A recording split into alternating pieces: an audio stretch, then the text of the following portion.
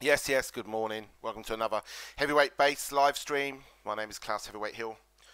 If this is the first time you're watching, welcome. If you watch back the YouTube video when it's up after the stream, hello to you guys as well. Hello to everyone inside the group watching it right now, a Heavyweight Bass Facebook group. This morning I'm going to be looking at some really simple mid-side techniques that I use all the time. Not going to do anything. Not going to get really technical. Just going to keep it really simple for you guys, for what I do. First up, for those of you that don't know what mid-side is, let's just quickly explain it. The simplest way, mid-side processing works by decoding a stereo signal into two components. The mid channel contains just the information that appears in both the left and the right channels. And then the side channel contains the information that differs between the left and the right channels. So basically the two signals can be processed completely separately. And then they're kind of summed back together. Easiest way to kind of think about it is like, you know, mono information and the stereo information, kind of, is really what it is.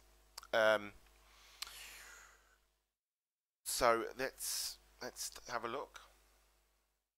And if I cut off, that's just the NBN. They've been out a few times trying to fix it, but they don't seem to be able to solve the situation at the moment. So I thought I'd just continue as we are. So let's have a look at some quick techniques. So one of the easiest ones that I do use all the time. Alright, so I'm going to make this comment. Mid-side is a great technique to have in your arsenal for mixing, when mixing, and also when mastering. But it can also fuck with your really hard, you know, your well-constructed mix. You can fuck someone's mix altogether if you get mid-side processing wrong. So it's a tool that me personally, I just use little bits of. It's never anything that I will use loads of. So be careful with it. Don't get crazy, because it can really skew up your mix. All right. So this track that's playing right now doesn't have a lot of information in the sides, like low end information. But one of the best uses of mid side is like cleaning up the side information, the low end in the side information. So if you have a look at this EQ, I've got it set up. This is Damage Audio Equilibrium. The white information is the mid, and the blue information is the side information. Now the side is let's show you the mid. So we're just playing the mid information now.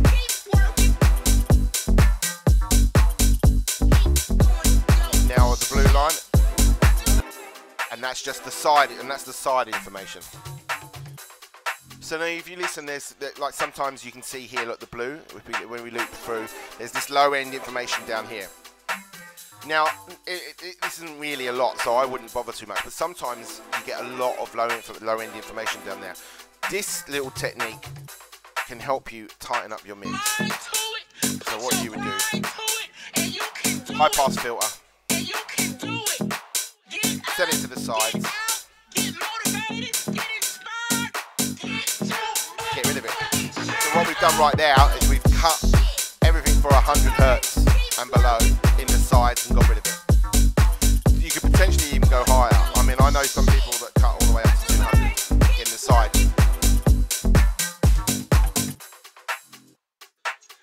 So that's without. You can't hear a lot of difference, but you can see this down here. Look, there's some side information going on that we got rid of. There you go. But you got to be careful. 200 is quite a lot because it'll be hitting like the low end of some of the tom fills and the drums, etc. So for me, I normally go 60 to 100. and that just gets rid of sort of the low part, anything that's eating up a bit of headroom. This cutting that low end like that can help tighten up a mix. Can help, just tightens up the low end. Helps clean it up. Helps.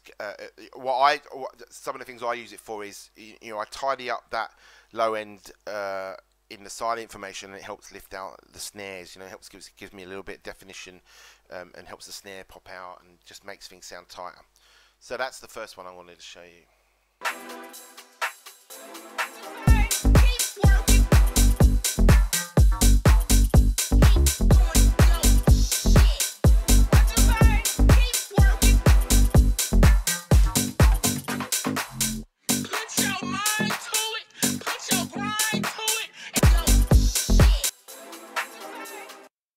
MS is great for helping to make things sound wider. If you're lacking some information in the sides, you can lift up and help to give a little bit more air, a little bit more kind of shine. You know, you can help give a little bit more clarity and openness to a track if it's muddy by opening up the sides. Now, the areas you would look for would you can try it on the master channel, or you can do it on the reverb channel. You can sort of gently boost the low mid or the high frequencies in just the sides. So let's show you an example now. So this is the side information. So the low mids. So really, what you're talking about is like 600 to 800. Do you hear what it's doing? That's an extreme boost. Well, that's the sides. There we go.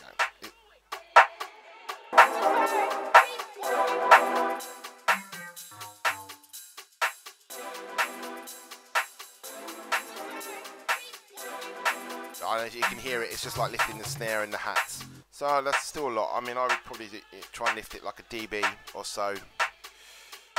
Sort of 600 to 1K area. It's just giving a little bit more sparkle to the snares. You know, you can look up live. If you look up higher, look at this here, the dip in the 6K area. So you can do it again here if it needs it. 6K. So you're catching bits of the hats. Half a dB. Maybe they help lifting this area here in the sides. And you can do it.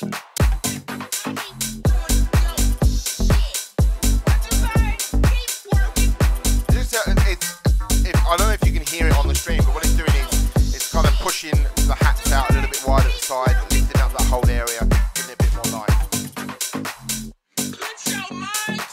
But you can do that same technique. This is on the master. You can do that same technique. Yeah, this is on Philip. This is on the master channel.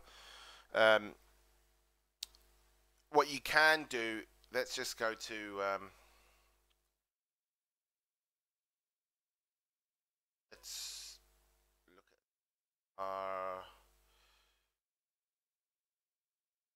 chord patch here. Chord. Do it on the chords. If we sort of bypass that one there,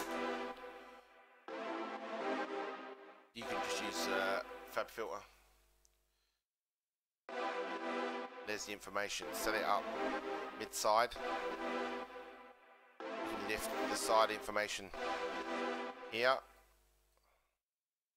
Bit of side information here. In the low mids. Opens it up. So on your synth bus, you could like group all your synths together on the synth bus channel and open up the sides that way. Low mids is always the important one. You know, I like from 600 to like 1K. Sometimes can be lower.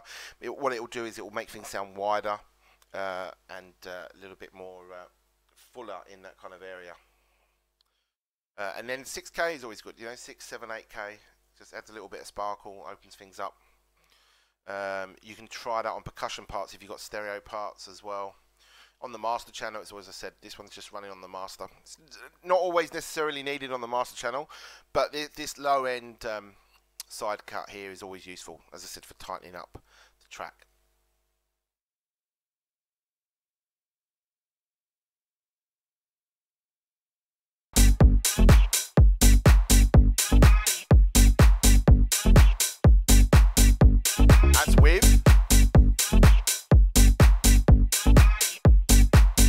That's without. Now what I hear is I hear like the splash of the reverb, a little bit more kind of like intensity. So you just listen to it carefully. I'll do with and without. So this is without, and you just listen to like the splash on the snare and the little width for the hi-hats. It's very subtle, but it just makes a difference, and without having to add lots of extreme EQs or getting carried away with EQs on parts, it just a nice little subtle lift to the track. This is without.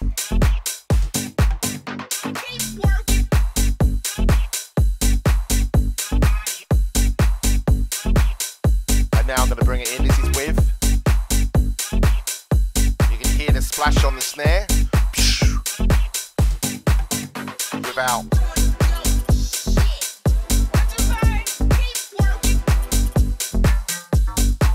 Now with.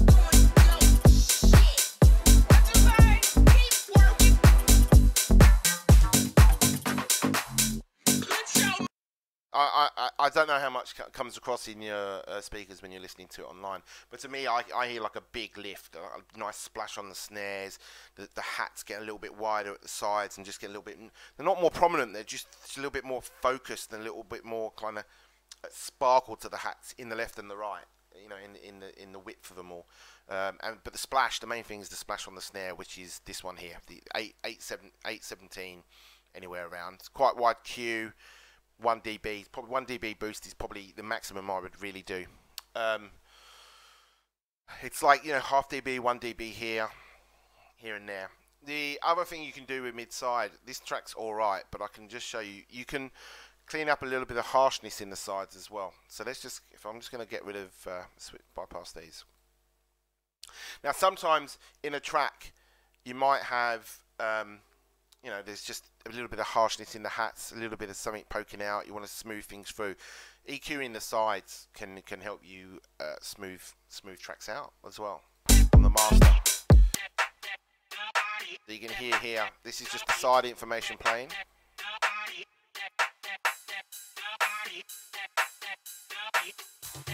You could sometimes want to rein in the hi-hats there, you know, sometimes the hats could be a little bit harsh, but you don't want to take too much out of all of the sort of summed information, the tracks together, so you can smooth this out with a side EQ.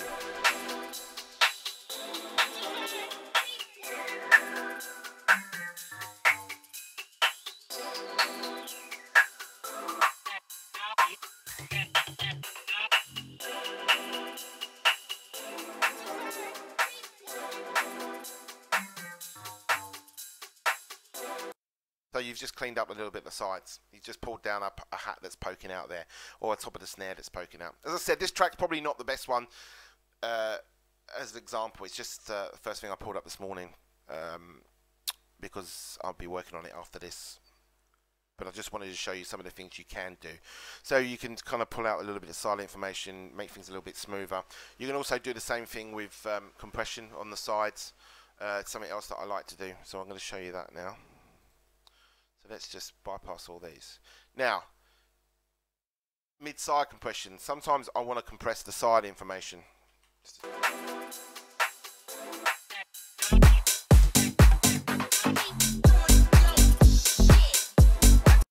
Not all tracks will need master bus compression. All right. Sometimes the samples you're using, they're all really punchy. Dynamically, they're all there.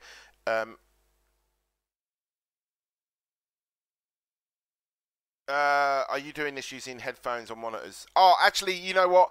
I would do a lot of my mid-side on headphones. There was a question on YouTube that someone just asked. Are you doing this using headphones? Yeah, I do a lot of the mid-side on headphones because you hear a lot more detail. I use a pair of all these, and then you can hear all the transients and all the effects. You can hear all the details, and then I'll flip back into monitors and stuff. So yeah, good pair of headphones is great for MS and it ties up. But you know, it's you should be able to hear it on your monitors as well, depending on the room. If your room's a really bad room, then you're not really going to hear it. So I'm going to just show you some the compression. So you got a track, you got your track. You got maybe, you know, I don't know. Let's show you some examples of what I can do. All right.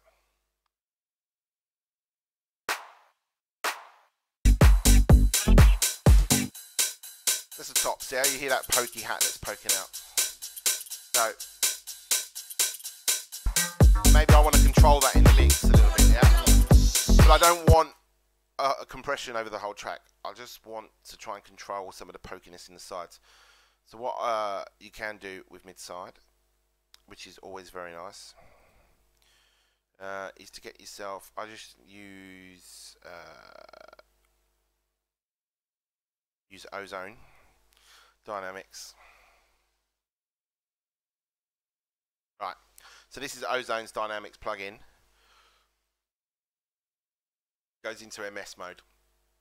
That's the mid, that's the sides. I always just get rid of that, don't need that on.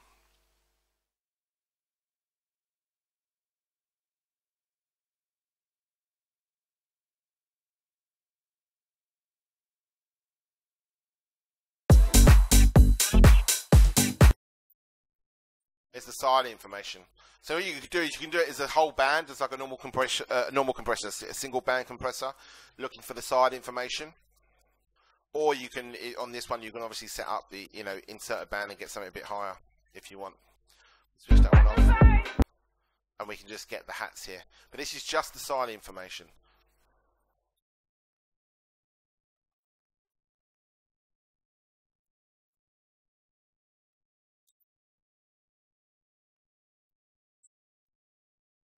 So with the side information, you can go for a short, like little shorter attack,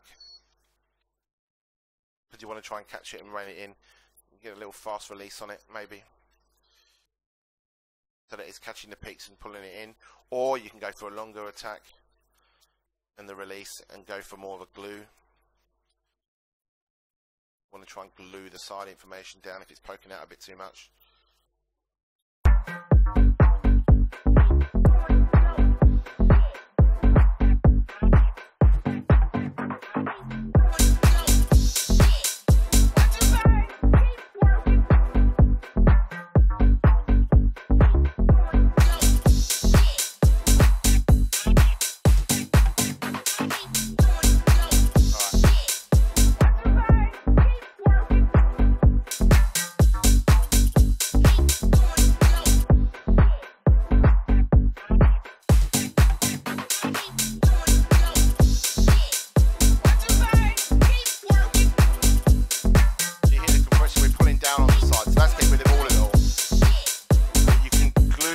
Information and rein the hats in a little bit. That's without, that's with, and you can hear it just pulling the hats into the track. As I said, a lot of tracks might not need it, but it's something that you can have in your arsenal just to control dynamics of a track, controlling elements of the track that doesn't necessarily involve cutting with EQs and getting rid of stuff. You would put, for me, if I was going to try to control the hats, to try and get a bit higher up, you can rein straight in on it, or we're looking for that open hat.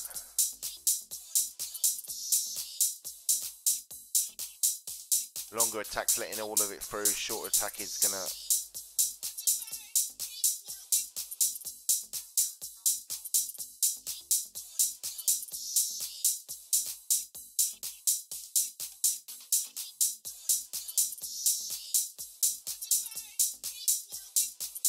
so it's just catching a little bit of the harshness at the end of the hat there.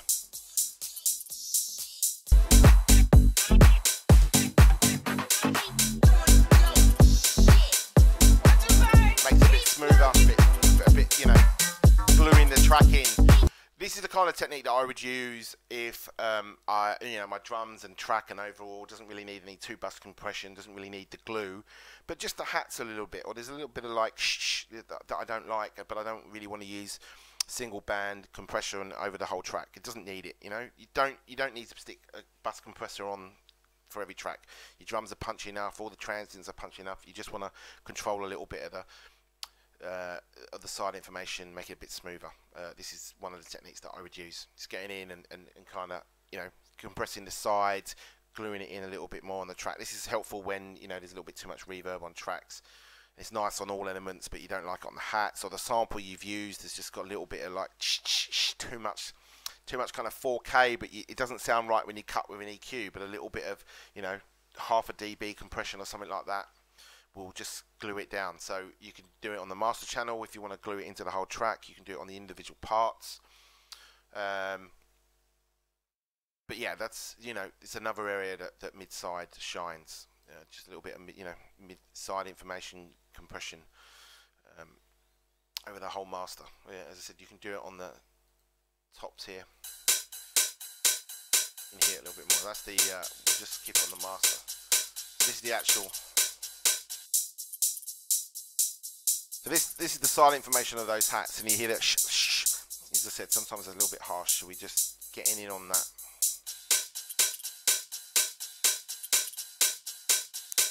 Makes it a little bit smoother without having to use like EQ and cutting things out.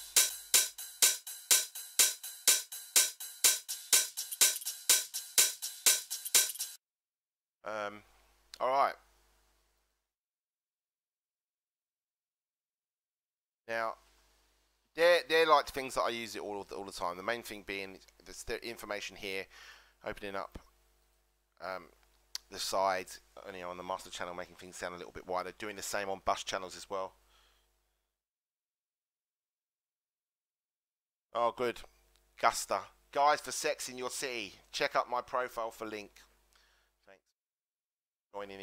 Joining our live stream. Thanks, Gusta. Sure, the guys in my group are looking forward to having sex with your girls in your city.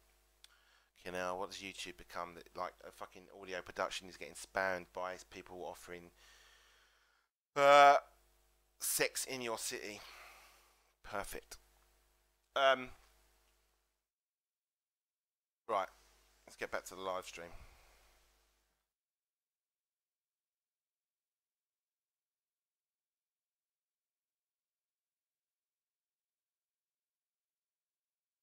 Now, I'm going to show you one other thing. One other technique that I use a lot during mastering. So I'm going to show it to you because like, if you're mixing your records, you can fix this in fix it in the mix. But you know, sometimes it's kind of nice. It does work in a mix sort of in a mix environment. But for mastering, this can be a handy little trick. I don't use equilibrium for it, but I will show you on equilibrium. Now, sometimes you get center track, and it's lacking a little bit of punch. Maybe it's got a vocal in it, or it's lacking a little bit of punch in the drums or something else like that. So the easiest way is to work on the mid information. So I've shown you a lot of like side stuff. Now I'm going to show you a couple of mid stuff, the mid tricks that I use. If I want to help a vocal poke through, or just slightly, you know, drums just aren't quite poking through, I would put low shelf in the mid information only. 1400 is a good area.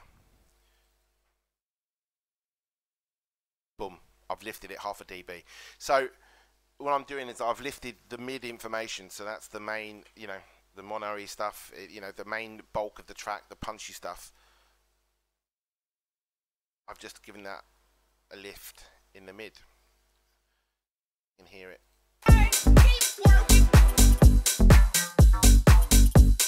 To make it quite extreme. So you can hear what it is. So that's an extreme push, yeah?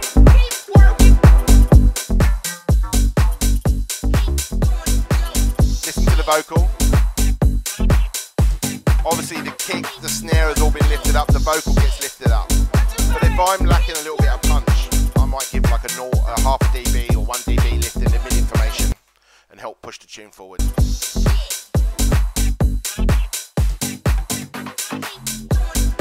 That's without.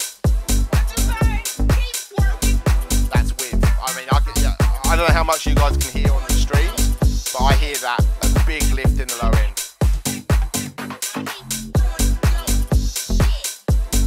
Without. With.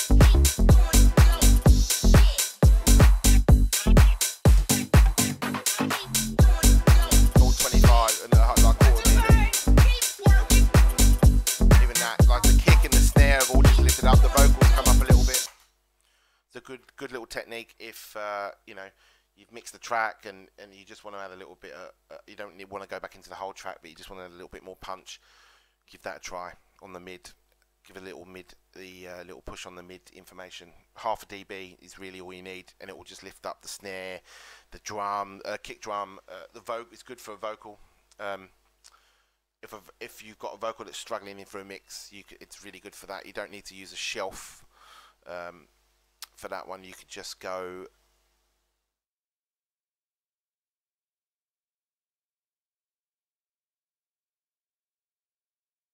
peak 1400, and you can kind of get in on the vocal. Let's just listen to that.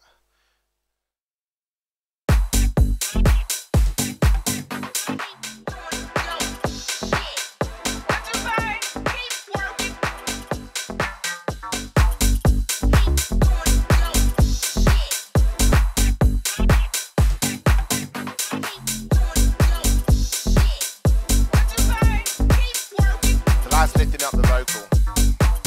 And it's also catching a bit of the snare.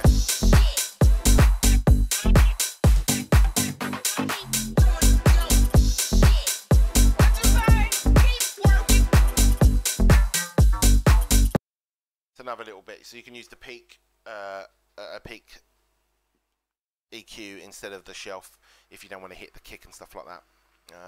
But I generally use like the shelf, and I want to give a little boost to the whole kind of kick in the snare and just give it a little bit more punch. I would potentially use that little technique. If I want to use lifting a little bit of vocal, I would use the bell there, 1400, same kind of area, lift it up half a dB or something, might give the vocal a little bit more clarity.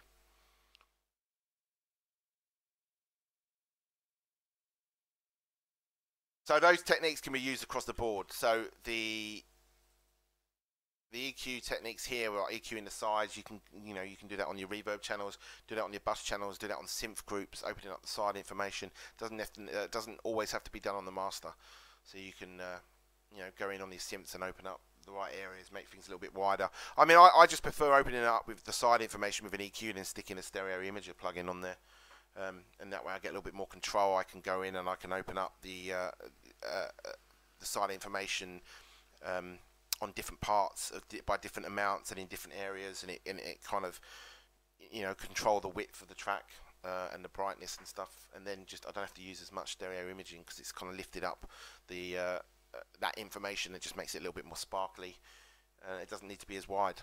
It gives a little more clarity. If you've got any questions, you can post them up. Obviously, we've got Girls for Sex in Your City, so you can, anyone looking for girls, you can go and follow that link. Fucking hell. Did I want to go anything? Anybody else? I'm just gonna have a look.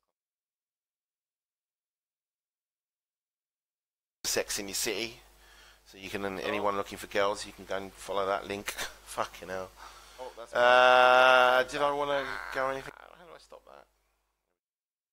That was the Facebook video playing back. Alright.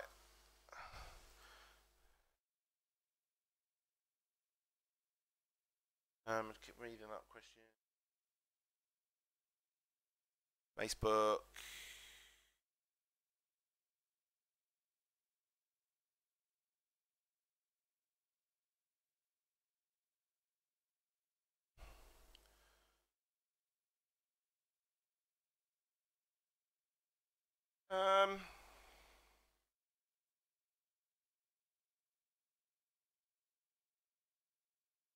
Probably about it. I was just going to show you some of my little faves that I use all the time.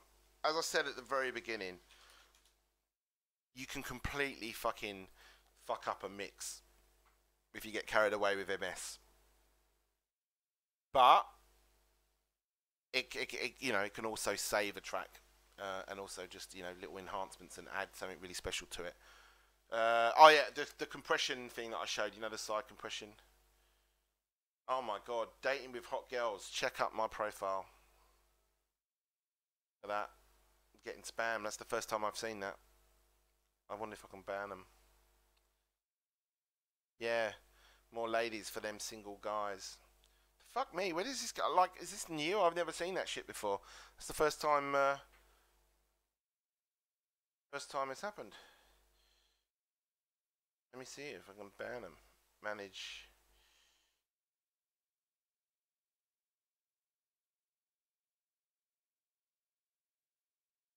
Look at it afterwards. What I was going to say, oh yeah, the compression technique, you can do the same on the sides as well, on the mid. So I don't do it very often, but sometimes you might have a situation where you know, the low end, say you want to do controlling like the low end in the track, you know, or you might want to compress from like sort of, you know, 60 to like 200, 300 hertz. You can just compress the mid section of it all as well, so that you don't capture, maybe you've got some low end in some pianos and synths and you don't want to capture that, but you want to capture all the kind of low end in a bass part or whatever, so you can compress the mid information that way. And leave the sides, so you know, you're not touching the low end information inside. So that's another option you can do. Same thing, same principle, using the compressor, just set it up to mid. The other little thing you can do is obviously you can EQ out some of the mids as well. So I'll just show you that, and then I'm going to finish up.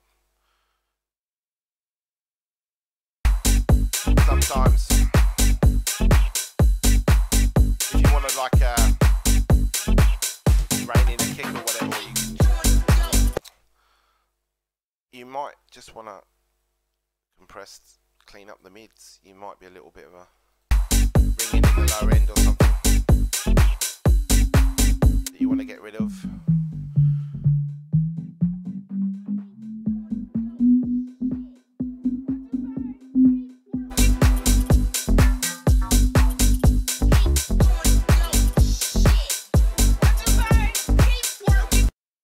Examples. I mean, it's just stuff you can do.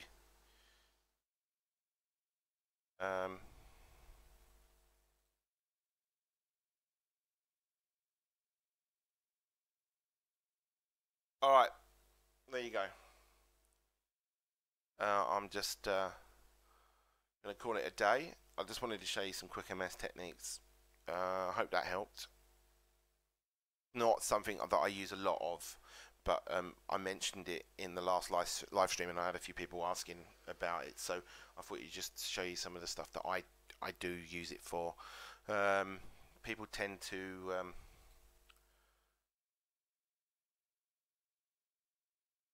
a lot of it, you know, you can use it in mic recording stuff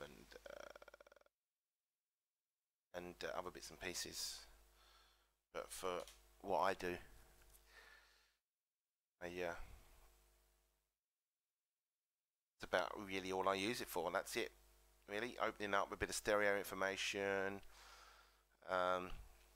using the MS EQs, cutting some of the side information to make things sound tighter.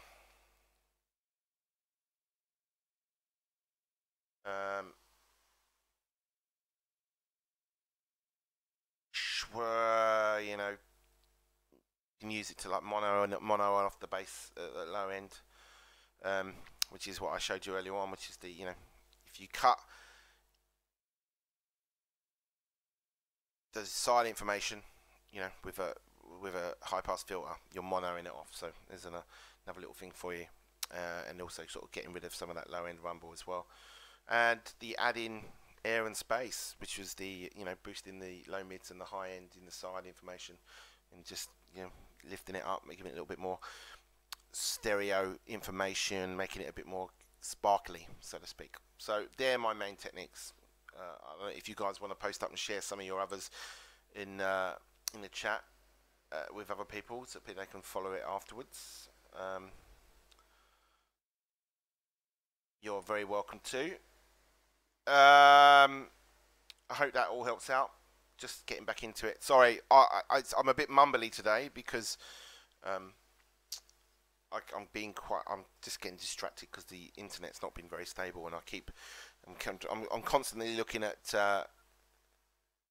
the internet connection in case it's dropping out. So kind of been a bit distracted, but hopefully you got something out of that this morning. Any more questions? I'll hang about for a little bit. If you guys got any more questions, post them up, and I'll answer them while I'm on here. And if not, I'll be back next week. I think next week I'm gonna get some of you guys to submit some tunes, and I will give you some sort of feedback. Basically, we'll listen to we'll live stream the tunes and listen to it live, and I'll give you some feedback and some tips to help on the mixes and stuff. So I'll post up information in the Heavyweight Bass group and on my Facebook page, and you can submit your tunes and we'll work our way through them. If you've got any more questions, I'm having a look. I think we're all good now. Oh no, you're very welcome, Detour17. I hope you got a lot out of it. It's, you know, as I said, I'm going to re-emphasize what I've said, and I've said it a couple of times. Mid-side can make a big difference on a track. It's subtle, so don't go crazy with it, because it can destroy your mix. I mean, it can fuck a mix completely. It can fuck a mix balance. But if you use it carefully and subtly, it can make a big difference. You know, just a little bit more clarity, open things up, make things tighter. I'm sure there are loads of other techniques that you can do it all, but they're the ones that I use daily, and I could probably, you know, that I couldn't work without. They're my favourites. So give them a try in your own mixes. Let me know, and you know, leave some comments. Let me know some feedback if this helped you out. If you're watching on YouTube or you're watching outside of the Heavyweight Bass group and you're not a member, head over to Heavyweight Bass Producer Group, Heavyweight Bass Producer Forum, and ask to join. And come and join the chat. We've got lots of top producers in there, mastered engineers, mix engineers. You know, we've got Grammy winners through to up and comers. So all helping each other out, sharing some information. So come and join us. All right, I'm going to call it a day. I'm just reading up the last of the comments. Thank you to everyone that joined in. Super Mini, Kinky Disco, Detour, Democracy, on the YouTube channel. Everybody in the Facebook group that's watched in, thank you for watching. And I'll catch you all next week.